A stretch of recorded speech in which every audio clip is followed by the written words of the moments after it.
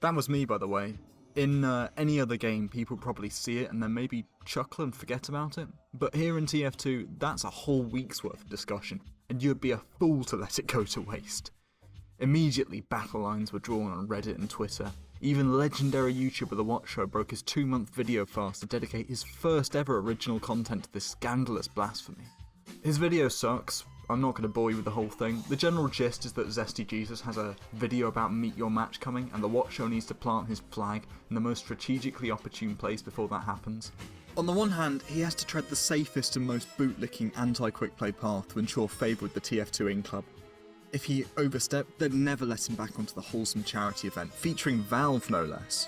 More on that later. But at the same time, he doesn't want to outright alienate those who want quick playback, given that they'll inevitably mobilise after Zesty's video. So he treads a fine line, bouncing between his two masters. After posting this message in the thread, Jill would receive horrifying harassment and verbal outrage. That is, until you actually read the comments yourself and realize this supposed harassment had about as much bite as your average angry YouTube comment. Something tells me Jill's gonna be fine, guys. However, if people keep soloing out Jill like this and continue escalating the situation against them, I feel like it could very well lead to an actual harassment campaign. And if that happens, no one, including Valve, is going to take any of your demands seriously. He shoos off the incessant Reddit dick-sucking of Jill because he's not a drone like all these other Redditors. But he then walks it back by expressing concern about some ridiculous hypothetical scenario where Jill receives a harassment campaign, which results in Valve doing nothing. The threat of Valve doing nothing is like me threatening to eat 3 meals a day and sleep for a few hours. At times though, he does come out and state his actual position. But I'm not gonna pretend like these issues inhibit my enjoyment of TF2 enough to make me wanna rip off my shirt and rally in the streets. It's never been that deep for me. He doesn't really care, but he still feels compelled to gatekeep the discussion. This isn't an issue he feels captivated by, partly because, like so many others, he only started playing after TF2 was already on the down and out. But partly also because it's far more comfortable for him to remain in the discussion and sit on the fence and peddle slop forever. Instead of asking for a full reversion to quick play, what I think would be best for you to do is ask for the features to be brought into casual using quick play as a template. Ask for things like auto scramble, longer round timers, ad hoc connections, all talk, all of those things. Okay, on second thought, maybe not ad hoc connections because getting stream sniped by 12-year-olds for the rest of my life sounds like a living hell, but the other stuff can come back. This one's a trick. You're not offering the world's laziest dev team an easy way out. You're asking them to keep digging. The idea that you can just pick and choose matchmaking rule sets like it's a buffet makes no sense. He's basically suggesting here that we get another revision of the casual system. Bear in mind, they already did this once with the post-meet your match bandage fixes, which is why you have shit like auto balance and a system that reserves slots for players that haven't even begun connecting. But at least it doesn't ban you from leaving matches anymore. That's what the vision for casual mode looked like, by the way. A neutered version of the famously popular in-game competitive, which banned you for leaving the match. In casual, yes. Even with the post-launch fixes, we are still left without all talk, picking teams, or even games that last for more than 2 rounds. Because all of those are at odds with the intrinsic design of casual. Can we stop pretending there's a reasonable debate that needs to be had here? This isn't a political democracy. We have the bastard child of a 6 versus 6 competitive format, versus the system that preserved the game after it went free to play. Is there a single credible argument that we should preserve a rushed Overwatch competitor 8 years after the ship sailed? The obvious conclusion to this is that Zesty will drop his video and the range of acceptable takes will be moved. The Watch Show and every other fence-sitting TF2 celeb will move their flag appropriately. Just not too much. Maybe they'll even deliver Valve some more toilet paper. This isn't even really about the Watch Show, he's just the guy that made the video. There's like 1 million of these guys on Twitter with varying levels of success. They pull them out the ground every so often like orcs in Lord of the Rings.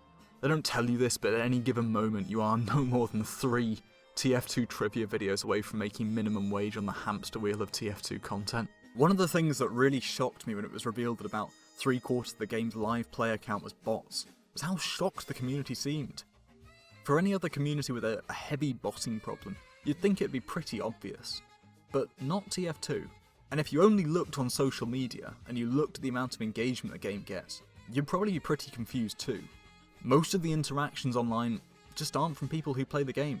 Instead it becomes this little doll that they can just dress up to make their OCs and gorge themselves on the comics and the lore.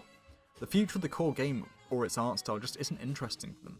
Is it really a shock that these people are just happy to receive new decorations to their characters every year and the occasional new minigame to try for a few minutes before losing interest again? The end result of all this is that we have a community who will vehemently defend the billion-dollar corporation in the hopes they might catch a rare crumb that falls from the table. Valve may have fucked up this game and abandoned it, but you can't remind them. Not even on the one occasion where they're forced to face up to their mess for an hour. And if you did want to bring it to their attention, you'd need a wholesome chungus social media campaign, involving lots and lots of content creators. And if those don't go anywhere, then well, never mind, because Smithsmas 2024 is here, and we have new microtransactions. You're not excited? Well, that's probably because you're miserable, and you hate the game, and you hate to see people happy. This isn't to say that everyone who disagrees is a new-gen tourist.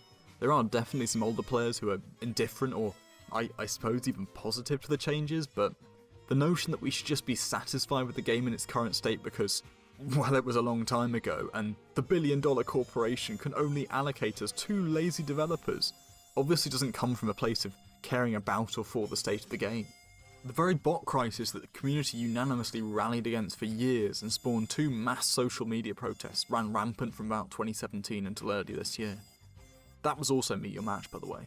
Was that also too old to be worth caring about? For the many things you can criticise Save TF2 or Fix TF2 for, the aspiration to improve the state of the game isn't one of them.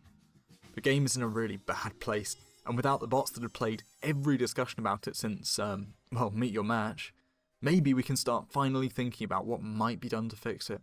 Just a thought. But okay, maybe you still think it's in poor taste to raise an issue like that during a charity event. Maybe. But you know what I think's in poor taste? Running a children's charity event and inviting a grooming gang.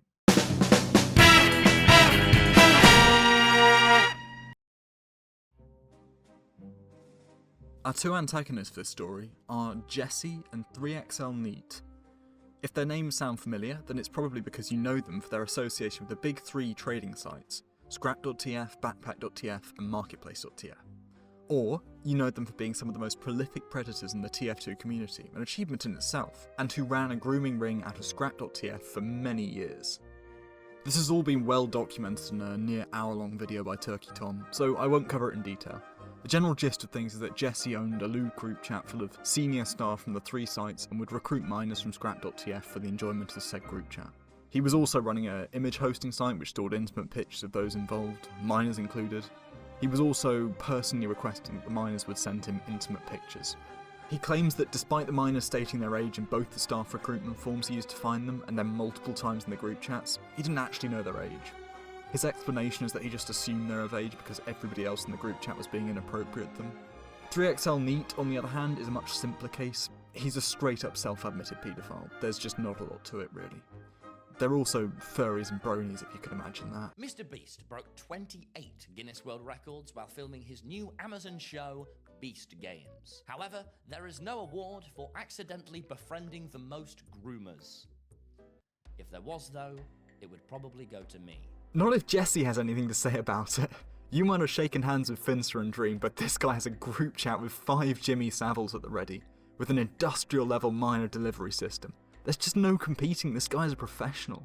This was all exposed years ago, but thanks to some very clever footwork by those involved and some honeypot raffles set up by TF2 poster boy Geel, they managed to keep it under wraps, but in 2021 it blew open again, and this time they couldn't contain it. All 3 sites had originally been co-owned by Jesse and Geel, and apparently people seem to think that this changed at some point, which it's true that it did change, but all that happened was that Geel left TF2 Trading, which made Jesse the sole owner, so that's not exactly the change you want to see. As for the staff members, some of them did leave, but some, like 3XL Neat, never really saw the need. On his Steam profile, he still proudly displays his position as a marketplace.tf developer and will still offer support within their Discord. I think even the most charitable portrayal of these events would concede that they just have a total inability to create a safe environment for children, and have done nothing to fix this. You can see why I'd be a bit confused as to why TFConnect would choose to involve these guys.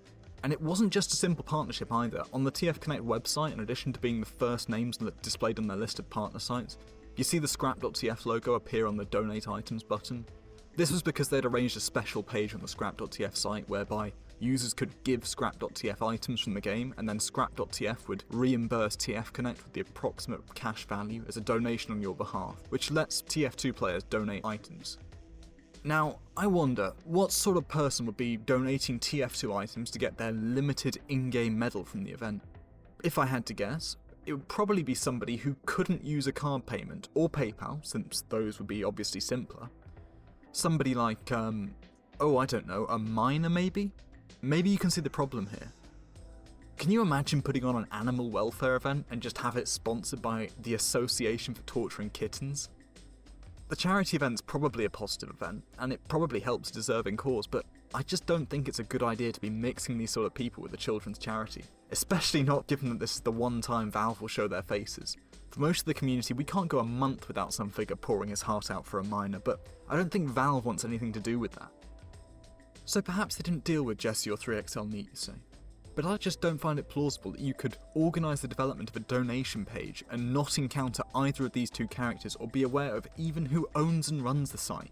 Equally, it would make no sense that they'd be able to organise the creation of a special marketplace.tf discount code for the event, seen here promoted in the official livestream chat by none other than 3XL neat. This one's terrible. I don't know how this one slips in. TFConnect 2024 is powered by Marketplace and scrap.tf. We trust them, you can too. But not around miners. Marketplace is pretty much a two-man team from what I can see. Either the entire TFConnect management managed to miss these guys being outed as some of the biggest predators in the game's history, or they couldn't be bothered to find an alternative. And if none of the organisers noticed, how about the many influencers? You think a video like Turkey Tom's got to 2.2 million views? None of these people noticed? I can tell you with certainty that there were people who were at least featured in the event who knew. Don't worry, I won't name names. But this happens because nobody wants to be the guy who has to ask the event organisers why they're involving paedophiles. And so it goes on and on, especially not on the one occasion where Valve will extend their arm. If I blow the whistle, they'll never let me talk to Eric Smith about TF2 being wacky and goofy. And that's why, after 7 years after being initially outed, they're still here. And they still retain a total monopoly on TF2 trading. Ever wondered why the most liquid items sell for more on marketplace.tf than any other site? Ever wondered why only high-tier traders are allowed to sell on marketplace.tf? Ever wondered why every trader wants to sell there, despite the fees being 3 times that of the closest competitor? Mango keys, which are pretty much considered cash, even sell for 5 to 10 cents more there than anywhere else. Until somebody stops the music, these guys are going to continue to endanger kids and get filthy rich whilst they're at it. Just don't count on any of these guys.